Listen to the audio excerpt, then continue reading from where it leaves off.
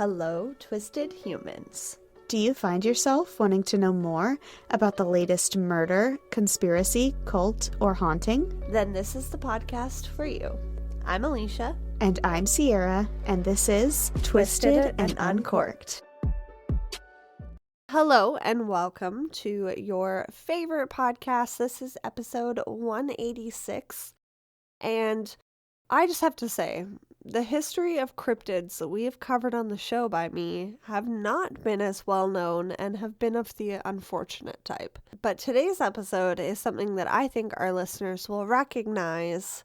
However, just because it's well known doesn't make it any less spooky or unsettling. But before we get into this week's conspiracy, Sierra, do you have a fun fact for me? I do. This is a really interesting tidbit that I'm not sure how to share. There's a man. His name is Stephen J. Shanabrook. He's an artist from Ohio. Oh God, is this like the guy with the teeth again? Teeth are involved. Oh God. He makes chocolate. Okay, you can't use those two things in one sentence. One of his exhibits is called I Eat People, They Eat Me. Why do we do this? He made chocolate teeth. No.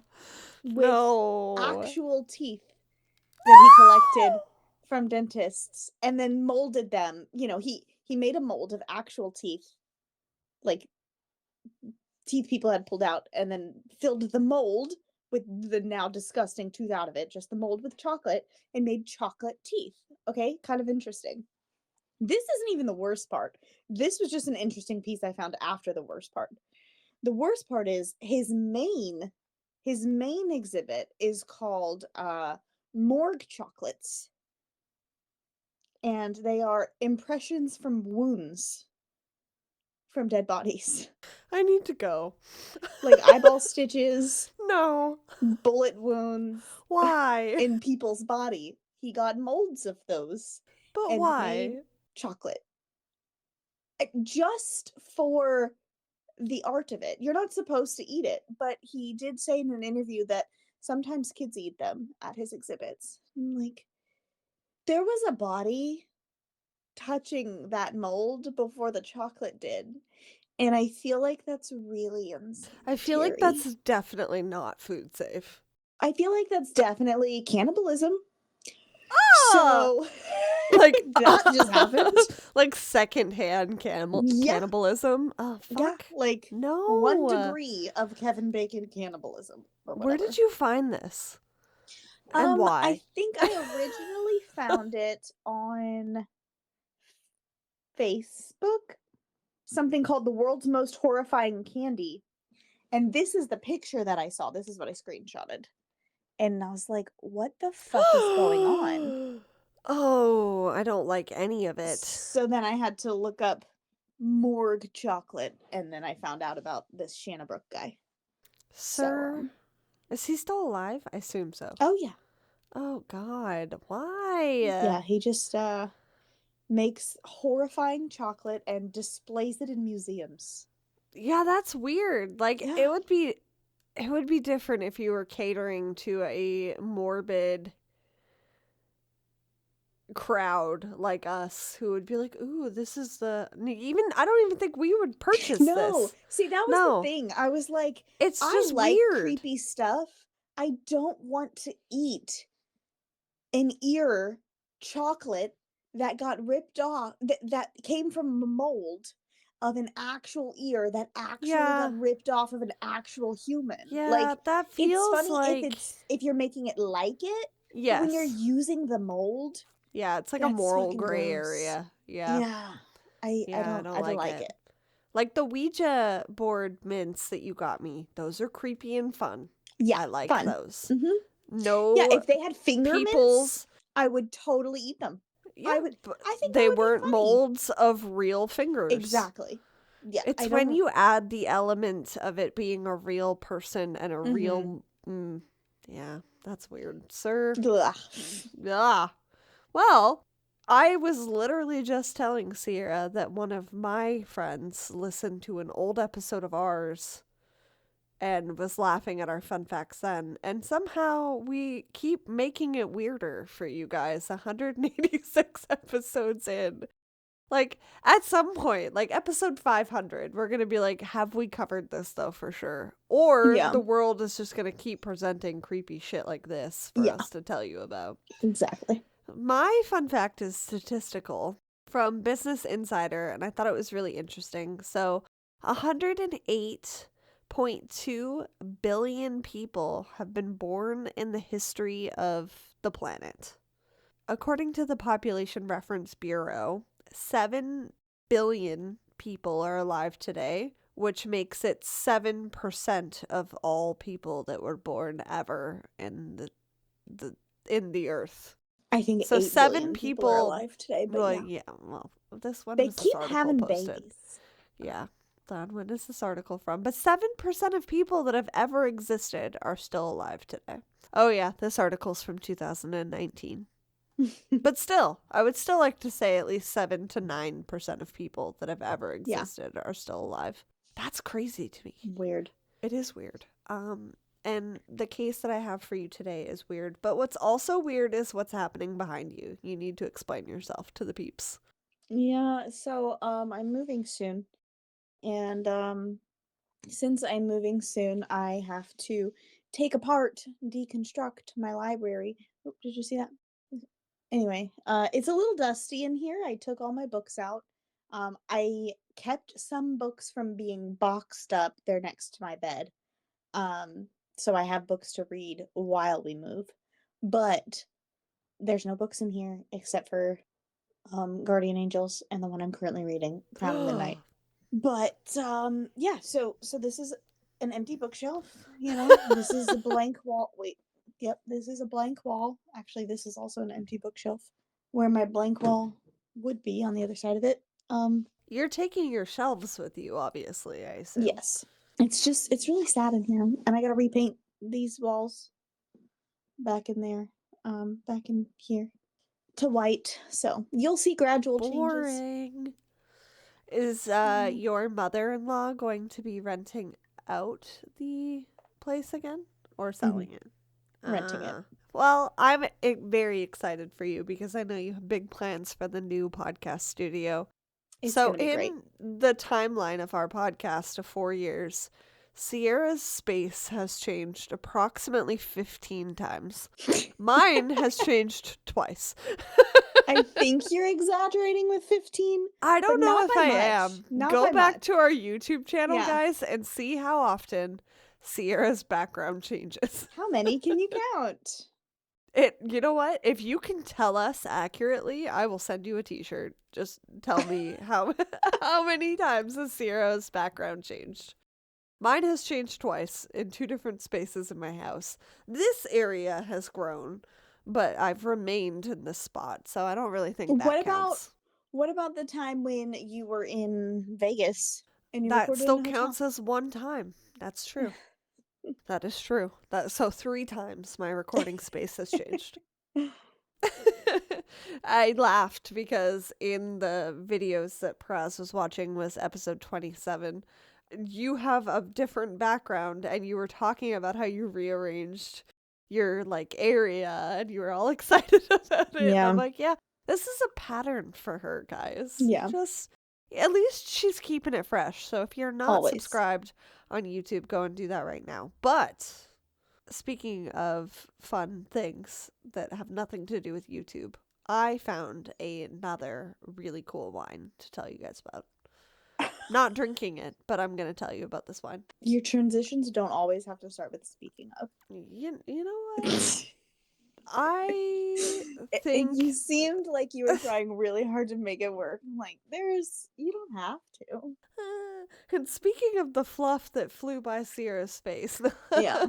So today's wine feature is called Ghost Pines Winemaker's Blend Pinot Noir. And it is a red wine because that is where we have cycled to.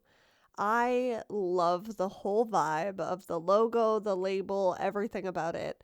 It is a whole series of Ghost Pines wine, and it is out of California. But this particular one, yeah, do it. The website, I'm obsessed with it. The wine comes from Napa Valley in California and is described as having a spherical mouthfeel, luxurious tannins, as well as a chocolate taste.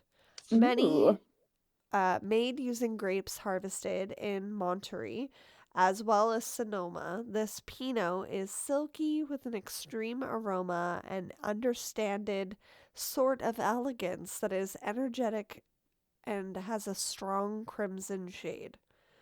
I myself am usually a fan of Pinot Noirs, as they're actually a lighter red usually. They're easy sipping, I should say. So I'm excited to try it, and I do know that they have it at our local liquor store. But I can't keep up with our current timeline, so you may see more of this, guys. But I would love anyone that is able to drink it to do that, especially with everything that California is going through right now. It does help with their economy and rebuilding after the fires. So go get yourself some Ghost Pines wine. Are you on the website? Awesome. It's like spooky and like it's giving like Twilight, honestly, a little bit with the spooky and the fog and the trees, but I love it. I like it too. That's neat. I'm sure because it's a US wine that they might have some closer to you. And their wines are reasonably priced too. They range between like $15 to $30 my price, which for you is like normal pricing. So yeah. In the US, I mean, your wines are cheaper. I like how red the Pinot looks. It looks so red. It's a crimson shade. Yeah, I also like just love that every wine description will throw in as many adjectives as possible. So that is our feature. Today I am just drinking my usual bodacious white, and I'm assuming Sierra just has water. I actually have a Moscow Mule. Well, the ice melted in it, so it's not super great. But she's on a Moscow have figured it out. Yeah. Okay. We have figured it out. I went to, this will be my thing at the end. Never mind. Okay. Just kidding. Stay tuned till the end of this episode. Stay tuned. Do you have a recipe that you're going to share for our 200th episode now that you've figured it out? Yes, I have got it figured out. Okay. I'll wait for dramatic effect. But we are going to take a quick break before we get into this week's episode to hear a promo from our friends over at Thick Thighs and Creepy Vibes. And we will be right back. Do you want to take a guess as to what I will be covering today, Sierra? I was thinking, but I don't know. If you can think of a well-known cryptid that we have not covered on the show yet. I mean, there's a bunch. A bunch-ish. Is it a friendly one or a scary one? A scary one. Okay, so it's got to be either Jersey Devil or Chupacabra. Ooh, the latter. Okay. The Chupacabra is one of the most notorious creatures in modern Latin American folklore. It's often associated with attacks on livestock, especially goats, and a mysterious draining of their blood. The legend, though, has spread far beyond Latin America today. The term Chupacabra comes from the Spanish word chupar, which means to suck, and cabra, which means goat. So the literal translation is goat sucker. Unsettling. Descriptions of the Chupacabra vary, but are all equally terrifying in my opinion. It's mostly described as a reptilian-like creature with spines along its back, red eyes, and a strong resemblance to a lizard or alien on all fours. Can you see things that I send you while we're on a video call on there? Yes. I saw that recently and I was like, I gotta send it before I forget. Sierra just sent me a picture of a Chupacabra corn on the cob, and it says Chupa corn on the cobra. I love it. I'm definitely using that as an image for our Yes. episode. I have to Okay. screenshot it for myself because that's funny. Oh, I wasn't ready for that. Okay, so it is not a corn on the cob, unfortunately, but other descriptions suggest that it might resemble a wild, hairless, dog-like animal with sharp teeth and again still with spines along its back. But either way, I personally don't want it anywhere near me or my livestock. And as Sierra has toyed with playing with goats and getting those going in her house, I don't think she wants them near her livestock I either. don't. I really don't. So, stories surrounding the Chupacabra originate in Puerto Rico in the mid 1990s. The first written reported sighting is 1995, which feels surprisingly late to me for cryptid sightings. A series of mysterious animal deaths occurred in the area and was reported by farmers that their animals, particularly goats, were found completely drained of blood with puncture wounds on their necks. Isn't, Eyewitnesses. Oh, sorry. I mean, maybe you'll get to it, but isn't that kind of what happened with cows and aliens? Yeah. So I will reference a source later that is a complete listing of everything that has happened to various animals as a result of this alleged creature. And I did not read a lot of it or put it in my notes because, as the animal lover of the show to the extreme, I fucking couldn't deal with it. As soon as I saw the word rabbits, I'm like, I'm out. Oh no. But yes, there has been many sightings and many instances of like a whole field of cows being drained of blood. And Yeah. many people were quick to believe aliens, but then after all of the Chupacabra legends that came around, people were like, maybe it was that. So maybe Chupacabras, like Bigfoot, are just ghostly aliens, you know? They're all the same. They're all the same. So, Join us at the School of interdimensional friendship. Which Join us. I do have a little t-shirt mock-up, but we'll go there at some point, guys. It was cute. You gotta come join us. Yeah, so they were completely drained of neck. They're completely drained of necks. Eyewitnesses began describing a creature resembling a reptile or an alien, often with glowing red eyes, believed to be responsible for the killings. But it also could have been a vampire. Just saying. We don't Yeah, know. for sure. Don't blame our interdimensional beings without any proof, okay? I mean, vampires are also part of the friendship Interdimensional coalition. beings. It's But fine. they're not a part of our club, okay? Necessarily. I mean, have you seen Vampire Have you Diaries? seen Damon Salvatore? Yes. Klaus He Michelson. is allowed to be a part of our club. They're invited. They're invited, for sure. But then when I think of like the glowing red eyes, I just think of the Volturi from Twilight, and I don't want any of them there. I don't want any, unless it's Dakota Fanning. She can come. But everyone else, no thank you. But if they were only drinking animal blood, they would have golden eyes. Hi, Bubby. Do you want out now? Thumper has decided to remain in here today, guys, and the door is shut. So, what's up, Bubby? We're talking about a chupacabra. He said, I heard rabbits. Yeah, he did. All right, bye. So, I might have to let him out in a second.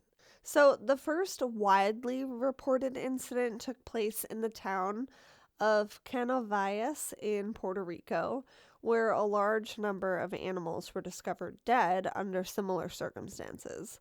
The local media quickly picked up the story, and the term chupacabra was coined.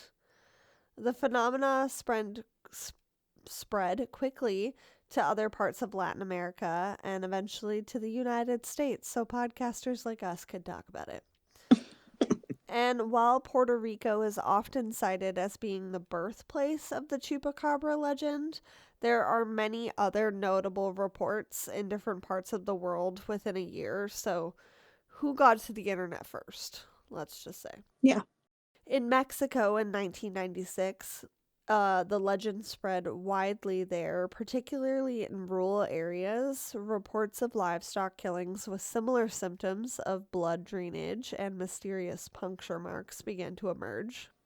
In some cases, witnesses also claimed to see the creature themselves, with descriptions aligning closely with that was reported in Puerto Rico, with the glowing eyes, reptilian like bodies, etc. In Texas, in the early 2000s, the Chupacabra legend crossed into the United States for the first time. The reports emerged of attacks on livestock. In the late 1990s and early 2000s, many of the animals were discovered with puncture wounds and drainage of their blood, but there was also puncture wounds on their necks and legs, which were strange. So it's like, So why? it feels like this thing is moving, right? It's starting Yes. in Puerto Rico and Yeah. like going Went all to the way around. Mexico and then up to Yeah. Texas. I get some of them are probably wrong. Some of them are probably lies. Some of them are probably faked. But the For ones that sure. are real, if not a chupacabra, why the fuck would anyone do that? Yeah. Like, What I is the can't think of reason? any purpose other than a No. vampire for a human to do that. Yeah. Yeah, if you want the goat's blood so badly, take the whole fucking goat. Yeah. Why Like, would you just, yeah. what are you doing? I It's totally, so I picture confusing. that, example that you gave of that field of cows earlier, and it's just like a bunch of cows lying in the grass. Yeah. It's like, that's a waste. Such a fucking waste of Yeah. that creature's life. Like, Yeah, again, yeah. there was a place around here, years and years and years ago when I didn't live here, but Jesse did, that was raided or something. They got arrested. It was a restaurant because they found that in the kitchen in the back, No. the place had sacrificed a goat. Oh my They had god. drained a goat of its blood in the back. Why? I think they were just trying to use the goat for its meat, but didn't go about it the proper food safe ways. It was a fucking restaurant. You can't do that. It's not a Um, butcher shop. Yeah, what are right. you doing? Um, but like, I'm not saying that that's okay, but in No, that they stole that instance, goat from I someone's backyard for understand it sure. more than going to a farm, draining the blood, but leaving the goat. Yeah, it's Like, weird. why do you? This This is is so why it has to strange. be a cryptid for It sure. has to be. The Texas chupacabra was a different series of sightings in 2007 where a creature was actually captured and claimed to be the chupacabra. However, DNA testing revealed that the creature was likely a coyote or a dog suffering of mange. Is it mange or mange? Mange? Mange. Mange. Okay, I was right. Yeah. Of mange, which is a skin disease caused by parasitic mites. Researchers say that it impacts the animal's appearance and actions almost like rabies would on an animal. Yeah. In many cases, the animal, quote, lost almost all of their hair except for a little bit between their shoulder blades, and it stuck up. The skin turned grayish and almost scaly, and the creature looked quite gaunt, end quote. According to TripAdvisor, you can view the taxidermied statue of the alleged Texas chupacabra at the Buckhorn Saloon and Museum and Texas Ranger Museum. Of course you can, because Texas. And finally, the most common series of sightings was in Chile in the early 2000s. Chilean reports of the chupacabra attacks followed similar patterns, with livestock being drained of their blood, strange puncture wounds, and as many as 50 alpacas and llamas were slaughtered Mm. by the alleged creature. A farmer named Javier Prohines found very bizarre looking remains in the hay of an old winery discovered by one of his farmhands on his land. At first, they thought it could have been that of a bat, but at a closer look, the skulls were much too large for any known bat species. The Daily Mail specifically reported on this one, and they're quite convincing to me as something otherworldly or something undiscovered. I'm going to share my notes with you because I had to take an illegal screenshot of this because I do not have a subscription to the Daily Mail. I'm sorry, okay? I didn't want to do it. I did. What the fuck is that? So, like, the two together, those skeletons were put on a table in this farmer's living room, and his, like, kids gathered around it, and, like, a few other neighborhood kids. And they're quite small. Like, I imagine that the larger of the two skeletons is about the size of our forearm. You know what the fuck this looks like? What? This looks like the gentry. Ew. Oh, why would you say that? The giant head. I know. Ew. It's giving gentry for sure. But is that not the scariest thing you've ever seen? That is like, really what is creepy. that? I don't know. Why is its spine so long? I don't know. And it's like creepy little claws. Like, I'm sad for this creature because it died with another version of this creature. Maybe its mother? I don't know. I don't like it.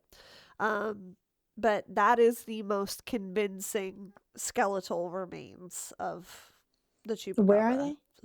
This was in Chile. Is it still there? I don't actually know. Like, is it at a museum or something? Because that would be cool. Let me quickly I double want to check that see source it in because person. I don't think that it is anymore, actually. Does not say what he did with the remains. But the comments on the Daily Mail says that there's no fucking kangaroos in Chile. That's stupid. Okay, I'm moving on. It doesn't say what he did with the remains, but I imagine he turned it over to some sort of science people. And they hid it. Like, they do everything. Don't ever give it to the government. Never. Never give it to the government. Even the Chilean government. We don't know what they're going to do with it. Other sightings of the Chupacabra have been in places like Argentina, Brazil, the Dominican Republic, the Philippines, and in one source I saw as far as Russia. So that's fun. Okay. The Russian sighting of the Chupacabra appeared completely skinned, though. So I just imagine a carcass walking around on all fours, and I'm not okay with that either. I don't like it. So the descriptions of the Chupacabra are variable, which leads me to believe that it could be a undiscovered animal that has evolved to fit its different geolocation. Look at the Komodo dragon or the oarfish, for example. They were both considered cryptids until they were officially classified. Scientific explanations for the Chupacabra include, for all of you skeptics out there, wild dogs or coyotes with mange, like I mentioned. Vampire bats was another one. Some researchers believe that vampire bats, which feed on blood, could somehow be responsible for the animal killings. I don't buy this at all. I don't know any vampire bat that's draining an entire goat of blood. Have you seen a vampire bat? Yeah, they're like this big. They're so tiny. They're like smaller than your hand. Granted, there are bats that are really big. They're not vampire bats. So this Chupacabra is maybe a species of bat that's bigger and vampiric, but it's not a vampire bat. Correct. So we ixnay that. Many other sightings of the Chupacabra are attributed to hoaxes or misidentifications or exaggerations. Livestock deaths due to natural causes by predators or disease. Yeah, it happens all the time. And then cultural influence. Another theory is that it is more of an urban legend, and it was formed on by pre-existing folklore such as tales of vampiric creatures and shape-shifting monsters, or as a way to have families keep their loved ones safe at night. You know, like, don't go out at night, the Chupacabra might get you. But the rapid spread of the story, especially in the media, as well as physical evidence, makes all of this hard for me to believe. The Chupacabra has been a pop culture phenomenon. It's appeared in numerous television shows, movies, and books. In particular, it's been featured on horror and science fiction genres, where it's portrayed as a bloodthirsty alien or monster. The creature has been referenced in series like The X-Files, The Simpsons, and Supernatural, which are our favorite. It is also the subject of a number of documentaries and real news stories, like what I shared from the Daily Mail. Often the focus on the mystery surrounding the Chupacabra is based on various reported sightings.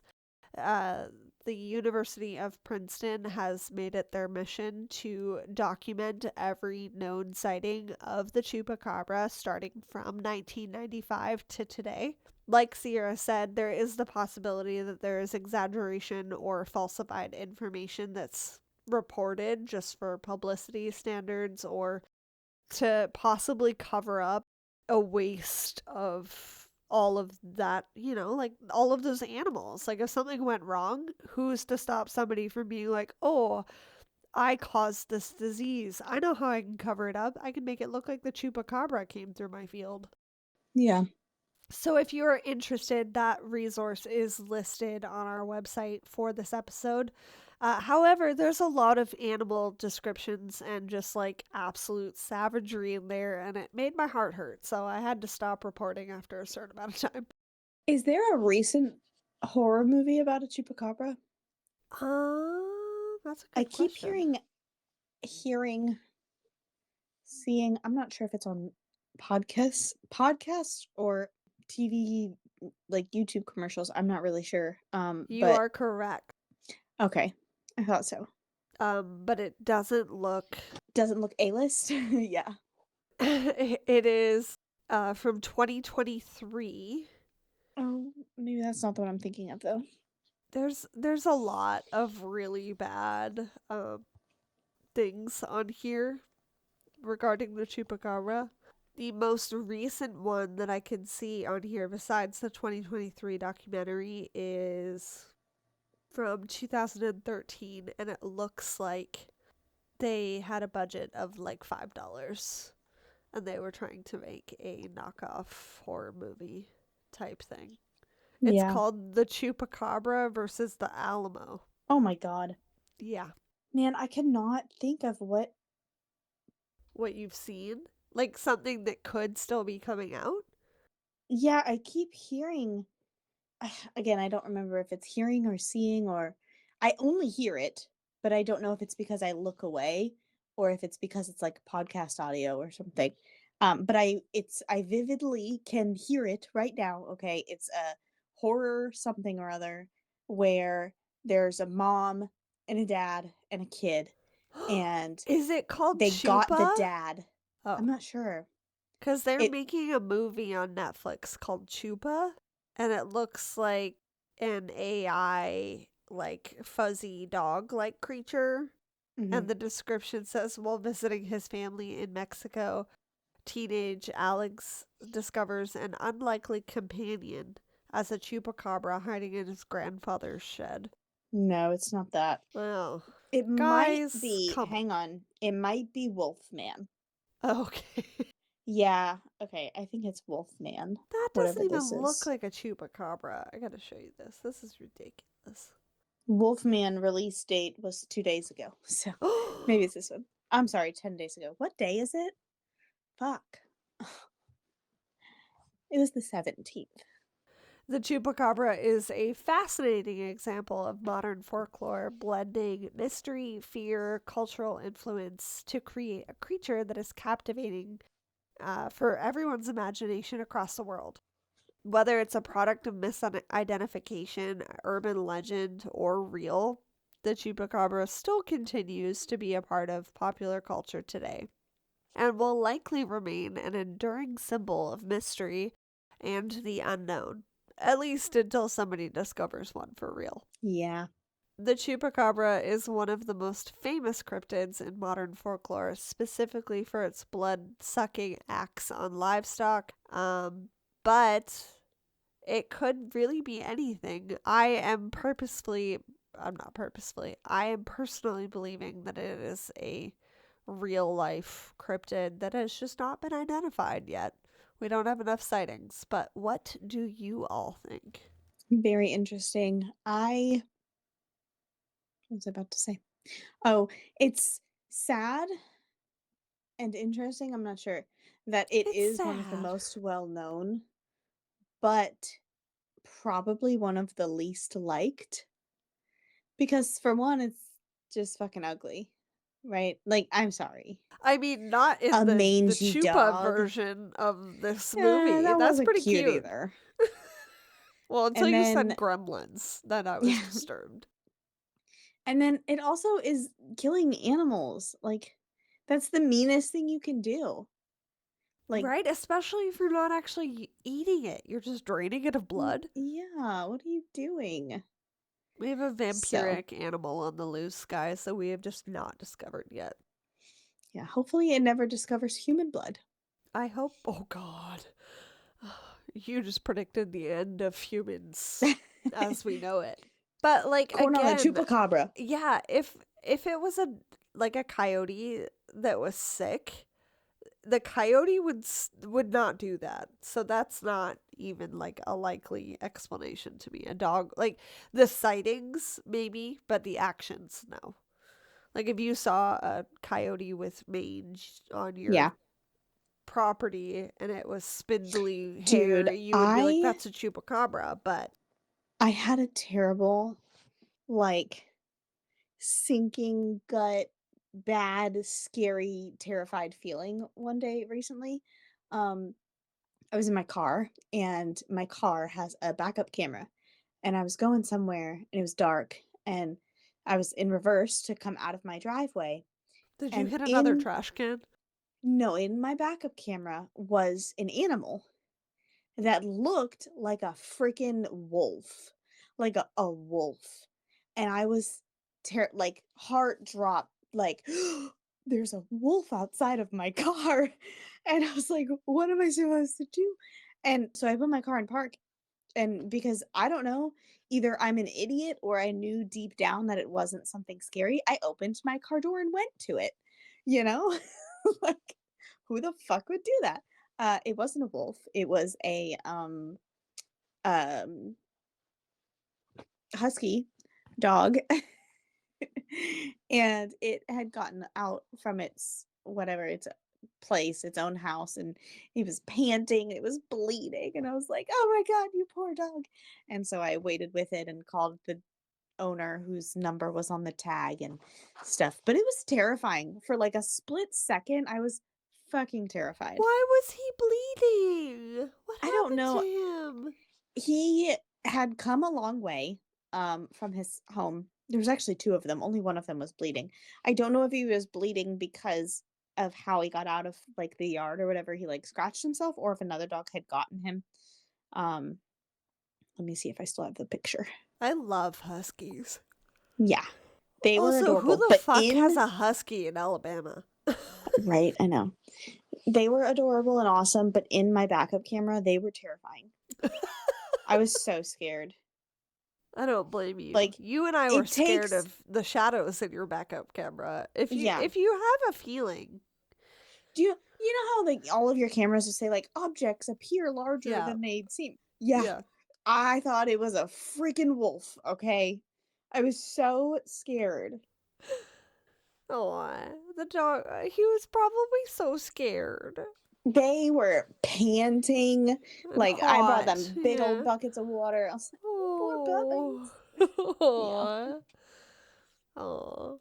I love huskies. Again, weird dog to have in Alabama, but separate problem. Yeah. And then when I called the guy, he was like, "Oh, I'm sorry, they must have got out. I'm actually out of town right now, but I can call the person who's house sitting and he can come pick him up unless you want to just drop him off in drop the dogs off in my house." I'm like, "I'm not putting your big hairy dogs in my car. Sorry." Like, I'm not doing that.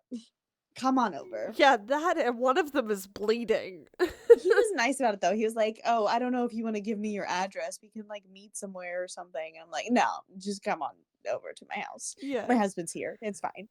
And I have 2 wiener dogs that will get you. And guns. So No, that part, yes, but it's the wiener don't dog of it try all. me. Yeah, I was doing a facial yesterday and I was talking about how I like going walking, but I'm too scared to walk by myself. They're like, the lady I was doing, she was like, "Oh, do you have dogs?" I'm like, "Yeah, I have 2." And she's like, "Walk with your dogs." I'm like, "They're wiener dogs." She's like, "That's not going to help." No, no, it's not. I know, but you're living my dream. I want a Yeah. wiener dog so bad. Oh my god. But yes, this is all an encompassing story and here for you guys, and we love you. Funny enough, I did my research for this and my urban legend that we're about to record around the same time, so I'm clearly on a Latin American story kick. So if you guys Oh. like spooky stories that make you feel like you're sitting around a campfire, come and join us on Patreon. You can unlock 43 of them. You can also greatly help us by leaving a 5-star rating and review wherever you are listening now. And before we roll on out of here, Sierra, is there something exciting that you're looking forward to, or that you're happy about, or proud of, or just want to talk about? Anything that you want to bring up that you wouldn't normally? Yes. So, at the beginning of this episode, remember, I was like, "Oh, what was I talking about?" I was talking about Your my Moscow area Mule. and your Moscow Mule. So, I at the Goodwill the other day, I went to Goodwill to look for a hamper, a laundry hamper. And Jesse and I have been talking about Moscow Mules for like a month almost. Like since we were in yeah, it's been a month since we were in Helen, Georgia, because we had one up there. Trying to get it right and watching videos about why the copper mugs are the best Do and you guys have trying to copper find mugs? no, trying to find like how can we find these best copper mugs because people sell them but they're not copper, they just Yeah. look like it on the outside but the inside isn't. And so I went to Goodwill and I was looking for a hamper, and while I was in there I found 2 copper mugs at They fucking were meant Goodwill. to be. Goodwill. And And then that I mushroom went thing. then I went over to electronics and I found the mushroom rainy diffuser thing that has been on my Amazon wish list for like 2 years. It was amazing. It was the best Goodwill trip ever. I was like, I was meant to walk in this store. I was The gonna say your universe witchy has vibes are spoken to just me. all around between the Yeah. dogs and the Goodwill of it Yeah. all. It's great. Oh, I love it.